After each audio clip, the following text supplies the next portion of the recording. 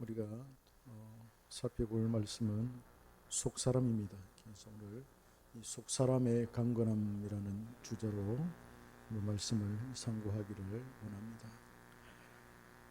우리 주변에 훌륭한 사람이 있을 때 우리는 그 사람을 내공이 강한 사람이라 그렇게 말합니다.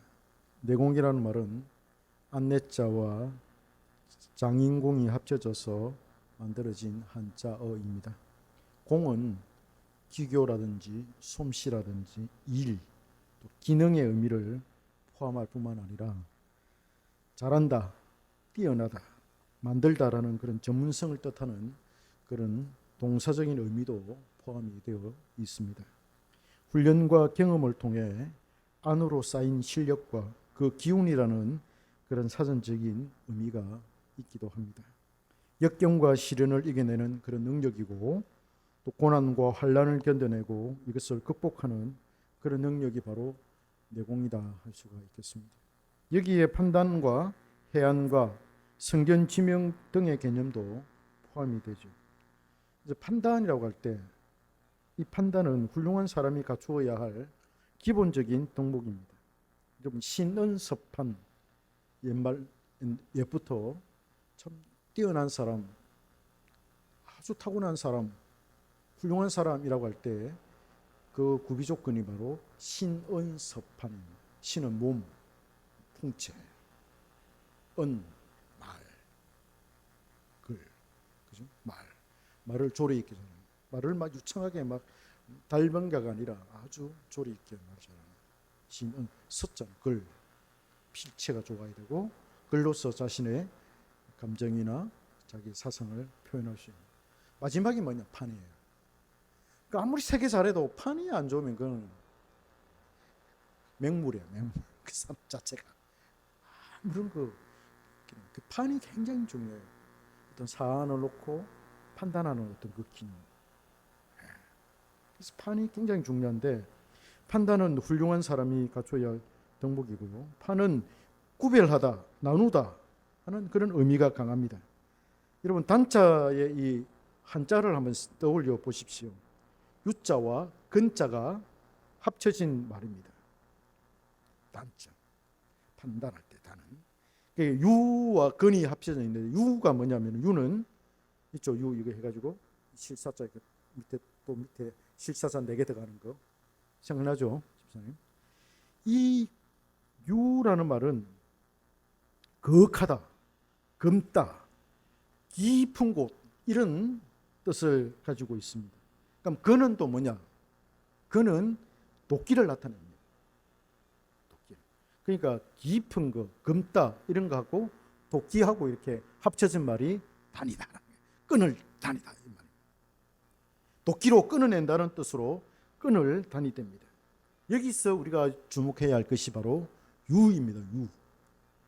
거룩한 곳, 깊은 곳에 숨어 있는 그 의미를 찾아내어서 구별하고 나누어 쓸모없는 것을 도끼를 가지고 탁 끊어내는 것이 바로 판단의 의미입니다. 모릅니다. 우리는 어떤 사안이라든지 상황이라든지 어떤 사람의 속이라든지 어떤 행위라든지 그 일이라든지 그 속에 깊숙이 감춰 있는 건 몰라요. 그걸 찾아내어서 구별해내고 분류해내고 하는 그 작업이 뭐냐? 그게 이제 단이라는 거죠. 판단이라는 거죠. 이게 사람에게는 좋아입니다. 이 내공이 강한 사람 바로 이게 강한 사람이다. 이렇게 볼 수가 있습니다. 그리고 이 해안이라고 하는 것은 지혜를 보는 눈으로서 진리를 밝게 보는 그런 눈에 해당하고, 성견지명은 다가올 일을 미리 짐작하는 그런 밝은 지혜다. 이렇게 볼 수가 있습니다. 그래서 내공이 강한 사람은 내면이 강한 사람이라고 볼 수가 있습니다. 한국의 영웅이라 할 수 있는 이순신 장군이나 이병철 삼성그룹 전 회장이나 정주영 현대그룹의 전 회장 같은 사람은 내공이 강한 사람임에 틀림이 없습니다. 이병철이나 정주영 회장은 한국의 산업을 일으킨 사람들로서 시련은 있어도 실패는 없다는 그런 말을 남기면서 숱한 그런 난관을 극복한 사람들이었습니다. 내공이 강하지 않고서야 어떻게 그런 큰 일을 고통을 당해가면서 감당을 해낼 수가 있겠습니까? 문제는 이렇게 내공이 강하고 큰 사람이 많지가 않다는 거예요. 소수에 불과하다는 거예요. 아주 특별한 사람에게만 주어지는 혜택이다, 이렇게 볼 수가 있습니다.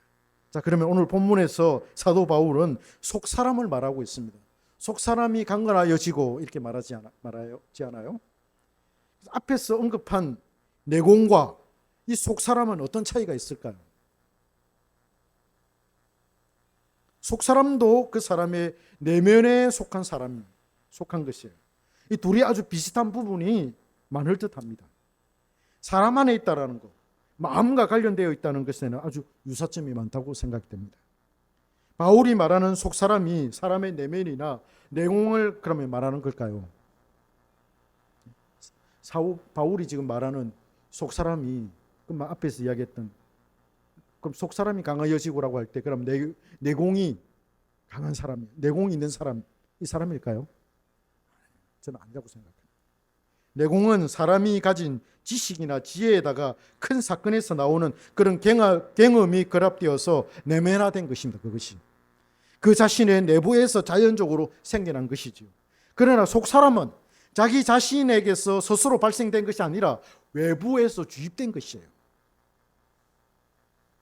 하나님에 의해서 또 다른 인격체가 사람 안으로 들어가서 형성된 존재를 의미합니다. 속 사람은 예수 그리스도와 그래서 연합된 존재를 의미합니다. 그러니까 이 부분에 있어서는 내공하고 속 사람하고는 완전히 다르죠. 차이가 나는 거죠. 믿음을 통해 성령으로 그리스도와 연합된 자아가 바로 속 사람입니다. 그렇다고 타락한 옛 자아가 사라지는 것은 아닙니다. 오늘 우리는 아주 중요한 이 교리에 관련된 설교를 지금 듣고 있습니다. 아주 오늘 중요한 이 내용인데 한번 잘 들어보시기를 바랍니다. 여전히 우리에게는 타락한 본성이 남아있고 타락한 의지로 자신이 원하는 대로 선택하고 행하면서 살아갑니다. 자신이 원한다고 해서 그것이 자유로운 의지라고 말할 수 없습니다. 겉으로 보기에는 내가 이것도 행할 수 있고 저것도 행할 수 있고 내가 이것도 선택할 수 있고 저것도 선택할 수 있어서 자유롭다라고 생각하지만, 그러나 우리의 이 의지는 죄를 짓고자 하는 그 경향성에서 벗어날 수가 없기 때문에 늘 우리는 생각하는 게 악하고 늘 선택하는 게 악한 것밖에, 자기 자신에게 이로운 것밖에는 선택할 수가 없어요. 그래서 죄를 짓고자 하는 그런 경향성에서 벗어날 수 없고, 그래서 루트 같은 경우에는 우리의 의지는 노예다, 노예 의지를 이야기했습니다. 그러니 자신의 이 의지가 자신의 것으로 남아있다 하더라도 하나님을 추구하고 그 뜻을 행하는 선행보다는 자신의 욕망과 이익을 위해서 모든 것을 선택할 수밖에 없는 의지라는 것이죠. 이 존재를 성경은 뭐라고 하느냐? 겉사람이다. 이 존재를 겉사람이다, 이렇게 말해요. 그래서 우리는 이 두 인격체를 지니고 있습니다. 겉사람하고 속사람하고 두 개가 우리 안에 다. 고린도후서 4장 16절에는 그 사람은 후패하나 우리의 속은 날로 새롭도다. 그 사람은 후패하나 우리의 속 사람은 날로 새로워지는 거예요. 이게 예수 믿는 사람이라는 거예요. 로마서 7장 22절에는 내 속 사람으로는 하나님의 법을 즐거워하도다 라고 말하면서 그 사람과 속 사람을 구분하고 있습니다. 칼빈은 속 사람을 우리의 영혼이라고 해석을 합니다. 마틴 로이드 존스도 우리의 가장 깊은 부분, 곧 영적인 부분이라고 해석합니다. 칼빈은 그 영혼에서 우리의 영적인 생명이 나온다, 이렇게 해석을 하죠. 그리고 로이드 존스는 중생한 자의 영혼을 말하고 있습니다. 그래서 중생하지 못한 자로서 비그리스도인은 속사람이 형성되지 않은 사람이에요. 예수를 안 믿는 비그리스도인은 그 안에는 속사람이 없어요. 그 사람들은 뭐만 있느냐? 그 사람만 있는, 그 사람. 본성에 따라서, 자신의 본성에 따라서 움직이는 그 의지가 발동되는, 자기의 명예와 이익만을 위하여 선택하는 그 의지로 발동되는 그 사람만 있습니다. 그래서 그 사람들은 속 사람을 알지 못합니다.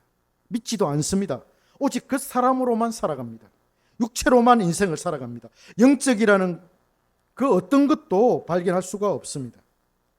그들은 근심과 압박과 시련의 은신처를 가지지 않습니다. 속 사람은 마음에 있습니다. 오늘 본문에서 그것을 그렇게 말하고 있습니다. 그리스도께서 마음에 계시게 하시옵고 라고 그렇게 말합니다. 그래서 마음은 인격의 가장 중요한 중심입니다. 감정의 자소요, 지성과 이해력과 의지를 포함합니다. 따라서 마음은 영혼의 거처가 되는 것입니다. 마음이 굉장히 중요한 거예요. 그래서 우리의 이 속사람이 어디에 있습니까? 우리의 마음에 있는 거예요. 속사람은 영적인 것을 추구하고 사랑합니다. 기도하기를 즐거워하고 하나님의 얼굴을 구하며 하나님을 기뻐하고 즐거워하며 사모하는 마음을 갖도록 해줍니다. 하나님을 영화롭게 하기를 기뻐하며 하나님을 날마다 찬송하며 하나님과 함께 깊은 교제를 나누는 그 인격체입니다. 그래서 온유와 겸손으로 무장을 하고 긍휼과 인내와 사랑을 추구하는 게 바로 속사람의 특징입니다. 속사람은 우리가 이 세상에서 당하는 괴로움과 근심과 환난과 시련의 은신처가 됩니다. 고난이 찾아오면은 그 은신처에 숨어요. 우리는 숨을 곳이 있다는 거야. 환난이 오고 어려움이 오고 고난이 오면은 숨는 곳이 있다는 거예요. 숨을 곳이 있다는 그게 은신처예요. 거기에서 우리는 주님과 깊은 교제를 누리면서 환난이 지나갈 때를 기다립니다. 그래서 속사람을 가진 사람은 환난을 잘 견디며 고통을 잘 참아냅니다. 이 견인의 은혜가 이 속사람을 통해서 주어지기 때문입니다. 아마 이런 설교는 여러분도 처음 들어볼 거예요. 또한 이 속에서 일어나는 불평과 싸움에서도 이 속사람은 승리합니다. 자신의 그 사람으로 인해 찾아오는 본성적인 욕구와 연약한 부분과 투쟁을 합니다. 싸워요. 속사람이 강하면 자기 속에서 일어나는 그 욕구와 싸워서 이게 속사람이 이겨요. 속사람이 강하면. 그러나 그 사람이 더 강하면 예를 들어서 그 사람이 70%고 속사람이 30% 있으면 그 사람이 이겨요. 그래서 자기 육신이 원하는 대로 자기를 끌고 가요. 자기가 원하는 대로 자기 스타일대로 자기가 좋아하는 그런 어떤 성향대로 그렇게 속사람을 끌고 가요. 그러나 이 속사람이 강하면 그 사람을 이렇게 목사님 먹는 것도 싫고 어디 가는 것도 싫고 속사람이 강해서 그런 것 같아요. 내가 속이 생각해. 속사람이 강해서 왜 뭐 어디 뭐 해외 여행 같은 거 미국 같은데 왜 안 가고 보고 싶겠습니까? 가서 설교도 하고 싶고 가서 집회 인도도 하고 싶고 그 사람도 문화도 또 알고 싶고 느끼고 싶고 그런 마음이 왜 없겠습니까? 그러나 갈수록 속사람이 강하면 그런 세상적인 것이 갈수록 줄어드는 거예요. 그러니까 여러분들은 한참 이제 또 젊은이고 또 아직 결혼도 안 했기 때문에 세상의 문화 이런 것들을 굉장히 즐기고 한데 나이 들고 속사람이 또 신앙생활 오래 하다 보면 그런 게 이제 다 배설물로 여겨지고 그렇게 됩니다. 이게 이제 속사람이 강해진다라는 그런 뜻이 되겠습니다. 바울이 말한 이 그 사람이 후패하다는 것은 옛 자아가 위축되어져 가고 본성적인 욕구가 줄어들고 속사람이 추구하는 영적인 사람으로 변모되어 간다는 그런 의미입니다. 세상을 즐기는 마음과 즐기고자 하는 그런 욕구가 조금씩 사라지는 거예요. 자, 그러면 이제 본문을 통해 속사람이 어떻게 강건하게 되고 왜 강건해야 되는지 그 목적에 대해서 한번 살펴보겠습니다. 바울은 오늘 본문에서 우리가 예수 그리스도와의 연합함으로써 주어진 속사람이 믿음으로 말미암아 성령의 능력으로 강건하게 된다라고 말합니다. 성령의 능력이 우리의 속사람을 강하게 한다는 것입니다. 날마다 성령 충만해야 할 이유가 여기에 있습니다.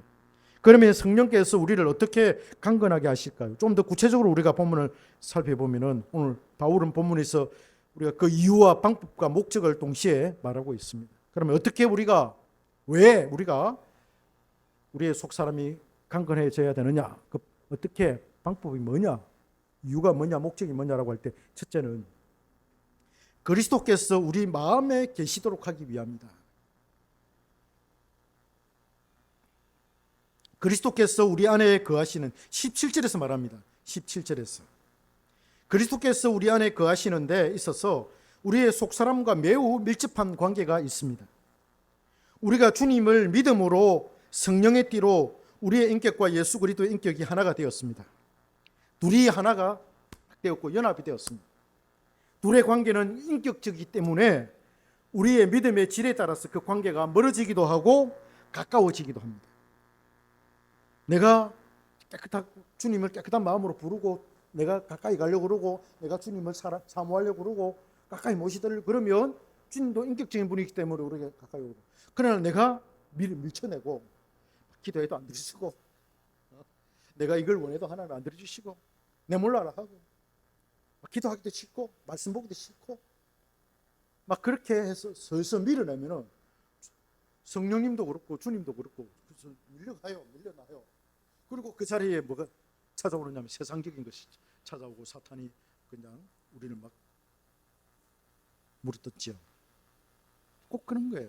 그래서 사도 바울은 우리 주님이 우리 안에, 속사람이 강하게 되는 것은, 강하게 하기 위해서는 우리 주님이 우리 안에 거하도록 하기 위함, 더 친밀한 모습으로 친밀한 관계 속에서 우리 안에 거하도록 하기 위함입니다. 그래서 속사람이 강한 거하고 우리 주님이 우리 안에 아주 친밀하게 거하는 거하고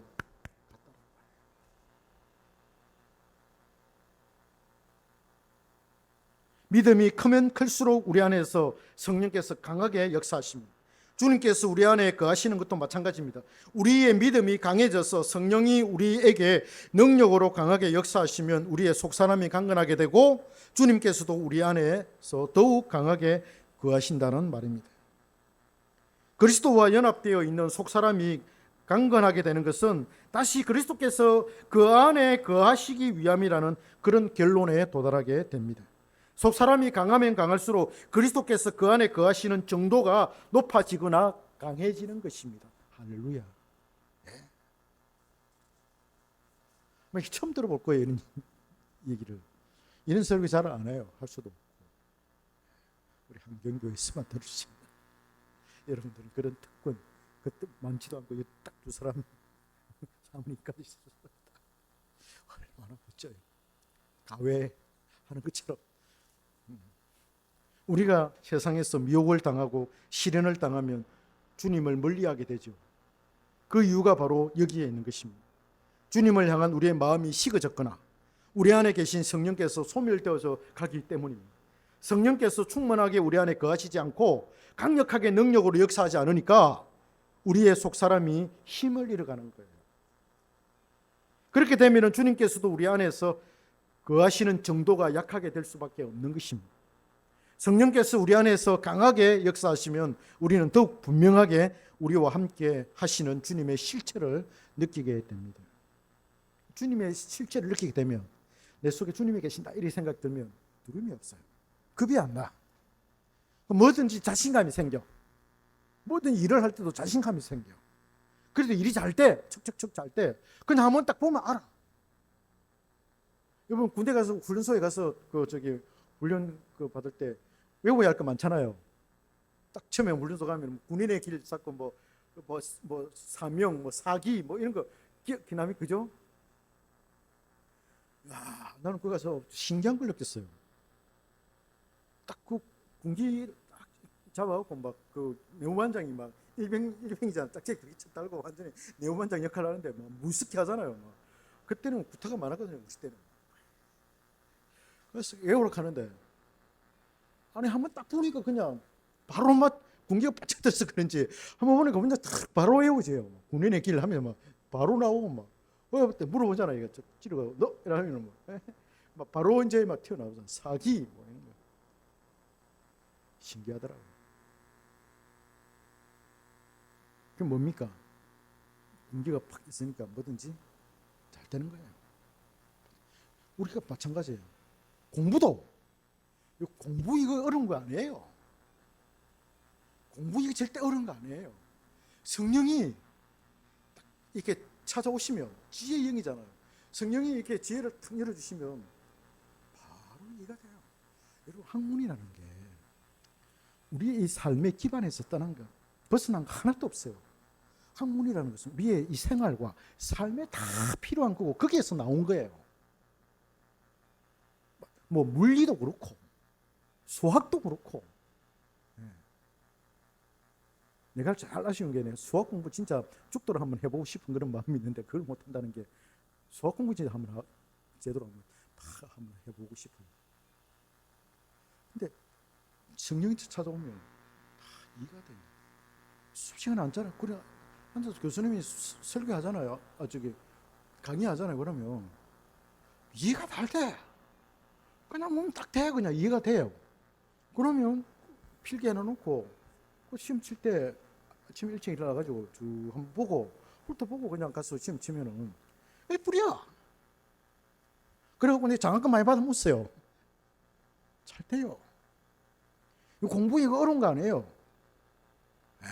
성령을 받으면, 성령이 내 안에 충만하면, 속사람이 강건하면 공부가 어려운 거 아니에요. 일 어려운 거 아니에요. 지혜가 있기 때문에 일 딱 보면 일머리가 바로 탁탁탁 보여요. 눈에 보여요. 어떻게 해야 되는지 이렇게 할까 저렇게 할까 다 보여요. 이게 원리. 그러니까 속사람이 강하면 성령 충만하잖아요. 그러면 일을 하는데 일의 그 원리가 그냥 탁 들어와요. 원리. 그게 지혜예요. 깨닫는 거예요. 원리를 모르니까 그냥 뭐고 그 시각장애인이 그냥 코끼리 그냥 못 만지는 것처럼 이게 마치 이게 뭘까?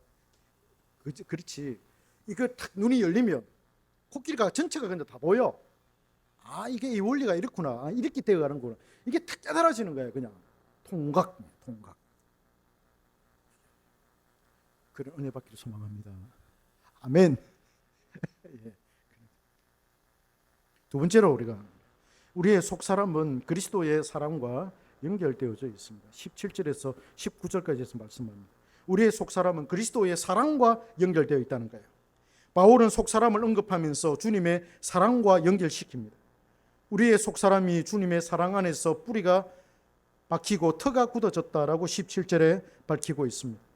그것이 속사람의 정체성이라고 강조합니다. 속사람 안에는 주님의 사랑이 있는데 그것이 바탕으로 되어 있고 근원적인 기초라고 그렇게 말하고 있습니다. 주님의 사랑이 아니면 그 속사람이 생겨날 수도 없고 주님의 사랑이 아니면 그 속사람이 유지될 수도 없다는 거예요. 그 사랑 때문에 그 사랑이 속사람이 생겨나고 유지가 된다는 거예요. 사랑으로 유지가 된다는 거예요. 그래야 바울은 모든 성도들과 함께 사랑을 이해하고 알기를 바라고 있습니다. 그 사랑의 넓이와 길이와 깊이와 높이가 무엇인지 어떠한지를 알기를 바라고 있죠. 바울은 그래서 지식에 넘치는 사랑이라고 말합니다. 지식으로서 불충분한 것을 사랑이 충족시킨다는 것과 같고 지식을 보충시키고 그 지식이 결과적인 것으로 나타내는 것이 사랑이라는 것을 말하는 셈입니다. 주님의 그 사랑이 전방위적으로 얼마나 큰지 그 넓이와 길이와 깊이와 높이를 말하고 있습니다. 주님의 그 사랑을 우리가 어떻게 알 수가 있겠습니까? 속사람이 강건할 때입니다. 속사람이 강건할 때. 이때가 주님께서 우리 안에서 가장 활발하게 거하시고 영적인 부요함을 누리게 하실 때입니다. 우리로 치면 언제입니까? 부흥회할 때. 그죠? 부흥회할 때 우리가 어디 산에 가서 부흥회 이렇게 한다든지 신학교 같은 경우에는 이렇게 개강할 때 이럴 때 집회하거든요. 개강 집회 이런 거 2박 3일 이렇게 하거든. 산에 이런데 기도원에 가서 그런데 그럼 유명한 설교자도 부흥사 말고 유명한 목사님 모셔가지고 집회하잖아요. 와, 그때 완전히 녹습니다. 천국에서 막 살아나는 것 같아요. 장희종 목사님 아세요? 장희종 목사님. 전 그때 들었던 설교 장희종 목사님 요셉 설교 지금도 잊어버리지 않고 우리 고신의 아주 유능한 또 목사님 남영한 목사님이라고 하는 고려신학교 5회 졸업생인가 그런 분인데 고신 정신에 관련된 설교하실 때 너 하나님의 사람아 그 설교 제목이 그 디모데에서 나오는 바울이 디모데에게 하시는 그 말씀이죠. 너 하나님의 사람. 그 설교 지금도 잊혀지잖아요. 어릴 때 들었던 설교. 그때는 완전히 막 그 집회할 때 있잖아요. 완전히 얼마나 우리 마음이 부드럽고 막 그 산속에 안에서 막 2박 3일 동안 그거 할 때 내가 우리 대학부 지도하고 청년부 지도할 때 우리 포항에서 할 때 기도원에 가서 집회하잖아요. 어떤 때는 한 번은 순회를 가는데 겨울이라 겨울 순회를 이제 대학부 가는데 눈이 쏟아지는 거예요. 그때 우리 이종우 집사가 그 해장할 때라 전화가 와요. 목사님 이 눈이 오는데 갈 수 있겠습니까? 이러는 거라. 그리고 또 뭐 목사님 그 담임 목사님도 좀 이래 또 염려도 하고 막 걱정도 하고 장로님들도 그러고 이게 딜레마에 빠졌어요. 가야 되나 말아야 되나. 눈이 지금 많이 오고 있는데 우리가 그때 기도원에는 봉자산 기도원이라고 저 산 위에 있는 그런 기도원이라. 다른 교회도 아니고 저기 산을 많이 올라가야 돼요. 그런 기도원에 가서 딱 해야 되는 거예요. 야, 가야 되나 말아야 되나 갈등 생기더라고요. 어째 했을까요? 사람들이 가도 되나 이럴 때 위험 요소가 있잖아요. 위험 요소가 생겼잖아요. 그때 정한 행정은 어떻게 하겠어요? 지도사라면 위험 요소가 있을 때 그럼 눈이 지금 많이 와요. 오고 있는데 어떻게 해야 되겠어요? 취소해야 되겠죠. 그죠? 취소하라고 지금 압박을 막 가잖아요. 그죠? 생각하니까 내가 취소를 하면 마귀에게 질 것 같은가? 내가 이 상황에 무릎 꿇게 되는 것 같더라고요. 그리고 우리가 그동안 이제 집회를 위해서 준비하고 기도하고 이러 왔는데 하나님이 엄청 은혜를 우리가 기대하고 있는데 그래 고민하는 가운데 간다. 교회 이제 그 버스 있잖아요. 교회 버스 가는데 뭐 오늘 가는데 막 아스팔트 가는데 막 눈이 와봐 송이 눈이 막 붕붕 쏟아지더라고. 그래도 갔죠. 가는데 산을 올라가야 되는데 산 속에 있으니까 눈이 와가지고 못 올라가는 거야 차가. 그리고 거의 다 왔을 때 그래가지고 내려가 그래 올라가자 이래가지고 뭐 악기 들고 있는 사람 뭐 가방 메고 막 그래가지고 걸어서 올라가. 그래가지고 이제 딱 도착해서 딱 있으니까 눈이 막 폭우가 쏟아지는 것처럼 눈이 한 방울이 막 쏟아지는데 막 순식간에 막 꽃이 차이더라고. 버스는 돌아가고 우리가 이제 갇혔어. 2박 3일 동안 우리가 이제 거기서 순회를 해야 되는데, 야, 그날 저녁에 하나님 은혜를 주시는데요. 지금도 우리 그 애들 만나면은 그때 참석했던 애들 만나면 그 봉자산 기도원 이야기를 해요. 봉자산 은혜, 봉자산 은혜. 야, 그렇게 하나님 된 그 사랑이 있잖아요. 그때 우리 이제 PBS 같은 건 퍼스널 바이블 스터디, 개인적인 성경 연구, 그래가지고 조별로 해가지고 그 발표하고 막 그런 게 했거든. 야, 잘하더라고 애들 잘하고. 은혜를 받아가지고 뭐 얼굴이 싱글싱글한 거. 그게 하나님에 대한 사랑이죠. 이때가 속 사람이, 그게 속 사람이 가장 강할 때, 가장 강할 때, 이때가 하나님의 사랑이 충만하니까 이때가 가장 강할 때. 우리 한경교회도 앞으로 좀 모이면 이제 여름 되고 하면 우리가 이제 수련회, 정교인 수련회 같은 거 이제 해야 되겠죠. 안 그래도 지금 생각하고 있어요. 올 여름에는 어떻게 할까, 아니면 겨울에 할까. 우리 또 외부에 있는 그 또 제자들도 있으니까 같이, 그죠? 옛날에 우리 그 고신대학에서 했던 것처럼, 한경에 우리가 그 했던 것처럼, 그래서 우리가 집회를 한번 해야 되나 이런 생각도 하고 있어요. 아직 어찌 될지 몰라가지고. 그게 그때가 가장 속 사람이 강하고 주님의 사랑이 가득한 그런 때입니다. 그래서 지식이 넘치는 사랑이라고 표현을 하고 있는 것입니다. 지식은 우리의 이성과 지성에만 영향을 끼친다면 우리에게는 큰 힘이 되지 않습니다. 그러나 그 지식이 사랑으로 나타날 때는 우리는 우리의 영혼이 강해지고 활기찬 영적인 힘을 소유하며 주님의 아름다움에 매료되는 것입니다. 보통 우리가 오해하는 바가 여기에 있습니다. 지식은 머리만 크게 해준다, 교만하게 한다, 그런 경우도 있습니다. 왜냐? 그 지식이 사랑으로 역사하지 않으면 그럴 수 있습니다. 머리만 굵어지고 교만해질 수 있습니다. 그러나 그 지식이 사랑으로 연결되어져서 사랑으로 나타난다면 그 사람은 더할 나위 없이 활기찬 그런 영적인 생활을 할 수가 있어요. 그래서 거기에 함정이 있어. 다 그 함정이 빠져가지고 올바른 그런 어떤 지식을 습득하지 못하는 거예요. 무시하는 거예요. 세 번째로는 하나님의 모든 충만함으로 충만하게 되는 것입니다. 하나님의 모든 19절에서 말하죠. 모든 충만함으로 충만하게 된다. 충만하기 위해서, 하나님의 모든 충만함으로 채워지기 위해서 우리가 속사람이 강건해야 된다, 이렇게 말해요. 바울은 여기서도 목적절로서 속사람과 이것을 연결시키고 있습니다. 왜 속사람이 강건케 되어야 하는가에 대해서 또 다른 이유와 목적을 말하는데요, 하나님의 속성 중에 하나가 바로 충만입니다. 충만. 우리식으로 이해하자면 만족, 부족함이 없다, 이런 거잖아요. 하나님은 스스로 충족하시고 충분하신 분입니다. 하나님은 조금도 부족함이 있거나 불만족스러운 부분이 있거나 그렇지 않습니다. 그런 부분이 하나도 없어요. 주님은 온 우주에 충만하시고 충분한 능력으로 이 세상을 통치하시고 섭리하십니다. 주님께는 부요함이 충만하고 명예와 힘과 능력이 충만하십니다. 위대하심과 존귀와 위엄과 영광이 충만하며 사랑과 긍휼과 인자하심과 선하심이 충만합니다. 그에게는 아픔이 없고 질병이나 환난이 없습니다. 그를 괴롭히는 존재도 위협하는 존재도 없습니다. 사탄도 하나님의 권위 아래에서 존재할 뿐입니다. 우리의 속사람이 강건하게 되는 것은 하나님의 모든 충만하심으로 충만하게 되는 것입니다. 그래서 바울은 20절에서 구체적으로 말합니다. 우리 가운데 역사하시는 능력대로 우리가 구하거나 생각하는 모든 것에 더 넘치도록 능히 하실 이에게 라고 하나님의 충만하심과 우리의 간구와 연결을 시킵니다. 이렇게 하나님이 충만하신데 너희들 간구해야 되지 않겠냐라는 것입니다. 모든 것에 충만하신 하나님께서 그 역사하시는 능력대로 우리가 구하는 것과 우리가 생각하는 모든 것에 더욱 넘치도록 채워주신다라고 말합니다.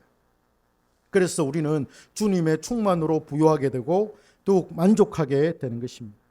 우리의 속사람이 강건하게 되면 우리는 하나님의 충만하심으로 만족하게 되는 거예요. 만족이 돼요.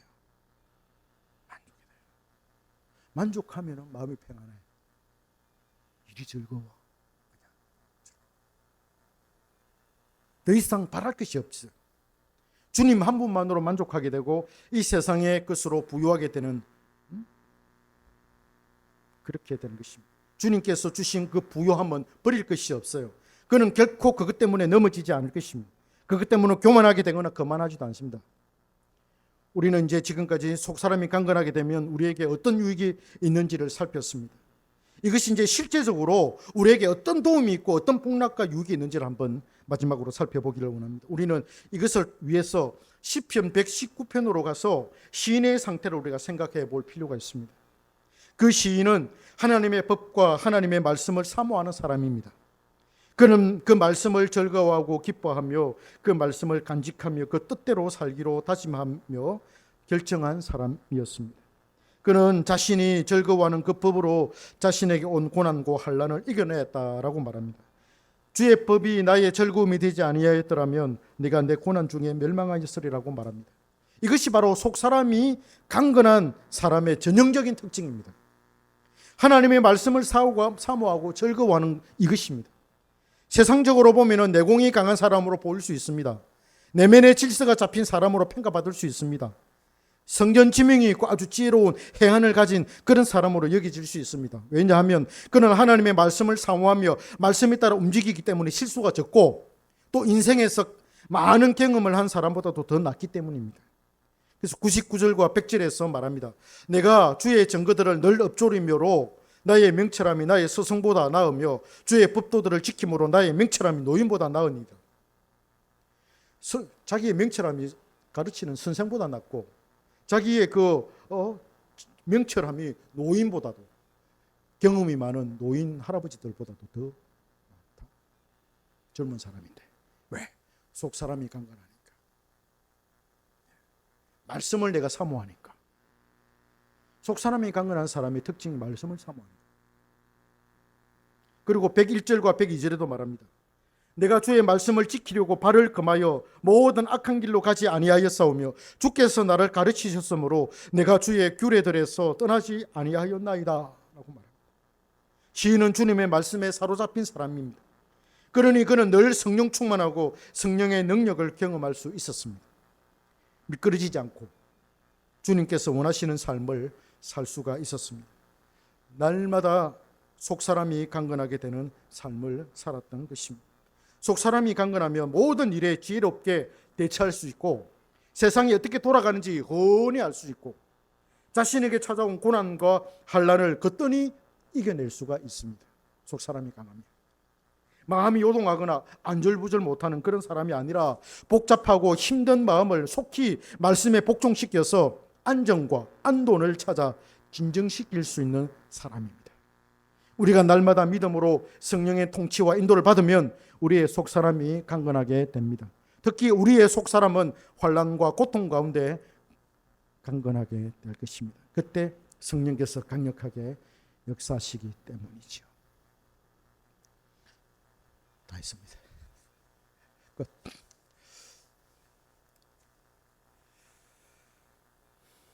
오늘 우리의 말씀을 따라서 기도 한번 합시다. 하나님, 도대체 속사람이 뭡니까?